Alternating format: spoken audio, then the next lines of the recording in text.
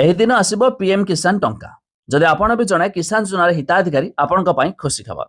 କେବେ ମିଳିବ, କାହାକୁ ମିଳିବ? ଏପର୍ଯ୍ୟନ୍ତ 21ତମ କିସ୍ତିର ଟଙ୍କା ପୈଠ କରିସାରିଛନ୍ତି ସରକାର। ଏବେ ବାକି ରହିଛି କିଷାନ ଯୋଜନାର 22ତମ କିସ୍ତି ଆସିବାକୁ ନେଇ। ଏହି ମଧ୍ୟରେ ସରକାର ଜାରି କଲେ ଆଉ ଏକ ନୂଆ ସୂଚନା। ଭିଡିଓରେ ଜାଣିବା ତା ପୂର୍ବରୁ ଭିଡିଓକୁ ଲାଇକ୍ କରିବେ, ସବସ୍କ୍ରାଇବ କରିନଥିଲେ ଏବେ ସବସ୍କ୍ରାଇବ କରି ପାଖରେ ଥିବା ବେଲ୍ ଆଇକନକୁ ଦବାଇ ଦିଅନ୍ତୁ। ଆପଣ ଜାଣିଛନ୍ତି ଏପର୍ଯ୍ୟନ୍ତ ପିଏମ୍ କିଷାନ ଯୋଜନା ଅଧୀନରେ 21ତମ କିସ୍ତିର ଟଙ୍କା ପୈଠ ହୋଇସାରିଛି। ଏବେ ବାକି ରହିଛି 22ତମ କିସ୍ତିର ଟଙ୍କା ଆସିବାକୁ ନେଇ। ଆଉ ଏହା ବି ଜାଣିଥିବେ ପ୍ରତି 4 ମାସ ବ୍ୟବଧାନରେ ସରକାର ମଧ୍ୟ ବାର୍ଷିକ 3ଟି କିସ୍ତିରେ 6,000 ଟଙ୍କା ଦେଇଥାନ୍ତି। ତେବେ ଅନେକ ହିତାଧିକାରୀ ଅଛନ୍ତି ଏହି ଟଙ୍କା ମଧ୍ୟ ପାଇବାରୁ ବଞ୍ଚିତ ହୋଇଛନ୍ତି।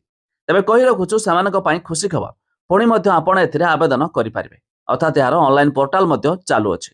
ଯେଉଁ ହିତାଧିକାରୀ ଏପର୍ଯ୍ୟନ୍ତ ପିଏମ୍ କିଷାନ ସହ ଯୋଡ଼ି ହୋଇନାହାନ୍ତି ବା ନୂଆ ଆବେଦନ କରିନାହାନ୍ତି, ତ ସେମାନେ ଚାହିଁଲେ ଏଥିରେ ଆବେଦନ କରିପାରିବେ, ଯାହାକି ଆଗାମୀ ଆସିବାକୁ ଥିବା 22ତମ କିସ୍ତିର ଟଙ୍କା ମଧ୍ୟ ପାଇପାରିବେ। ହେଲେ ସବୁଠାରୁ ବଡ଼ ସୂଚନା ମୁତାବକ ଏହି ଟଙ୍କା ପାଇଲେ ଆପଣଙ୍କର ପିଏମ୍ କିଷାନ ପୋର୍ଟାଲରେ ଇକେୱାଇସି ହୋଇଥିବା ଜରୁରୀ। ଯେଉଁମାନେ ଇକେୱାଇସି କରିନଥିବେ, ସରକାର ଟଙ୍କା ପଠାଇଲେ ବି ସେମାନଙ୍କ ଖାତାରେ ଜମା ହୋଇନଥାଏ। ଖାଲି ସେତିକି ନୁହେଁ, ଡିବିଟି ଏନାବଲ୍ ଆକାଉଣ୍ଟ ରହିଥିବା ଆବଶ୍ୟକ। ତେବେ ସରକାର ଆଧାର କାର୍ଡ ଥ୍ରୁରେ ଟଙ୍କା ପଠାଇଥାନ୍ତି। ଯେଉଁମାନଙ୍କର ଡିବିଟି ଏନାବଲ୍ ନଥିବ, ତେବେ ସରକାର ଟଙ୍କା ପଠାଇଲେ ବି ସେମାନଙ୍କ ଖାତାରେ ଜମା ହୋଇନଥାଏ। ତେବେ ଆପଣ ଚାହିଁଲେ ଏହାର ଲିଷ୍ଟ ମଧ୍ୟ ଦେଖିପାରିବେ, କାହିଁକି ନା ସରକାର ଯେତେବେଳେ ଟଙ୍କା ପଠାଇଥାନ୍ତି ତା ପୂର୍ବରୁ ଯେଉଁ ହିତାଧିକାରୀ ନୂତନ ଆବେଦନ କରିଥାନ୍ତି, ତ ସେମାନଙ୍କର ଲିଷ୍ଟ ମଧ୍ୟ ଆସିଥାଏ। ଆଉ ଏହି ଲିଷ୍ଟରେ ଯେମାନଙ୍କର ନାମ ଅଛି ସେମାନଙ୍କୁ ଆସିବାକୁ ଯାଉଛି ପିଏମ୍ କିଷାନ ଯୋଜନାର 22ତମ କିସ୍ତିର ଆଉ 2,000 ଟଙ୍କା।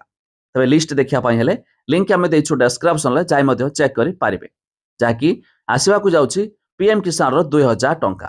ଆଉ ଯଦି ଆପଣ ଭାବୁଥିବେ ଏହି ଟଙ୍କା କେଉଁ ତାରିଖରେ ମିଳିବ, ତେବେ ଜାଣି ରଖନ୍ତୁ ଏହା ମଧ୍ୟ ମାର୍ଚ୍ଚ ମାସ ପ୍ରଥମ ସପ୍ତାହରେ ଆସିବ ବୋଲି ଏନେଇ ମଧ୍ୟ ସୂଚନା ଜାରି ହୋଇଛି।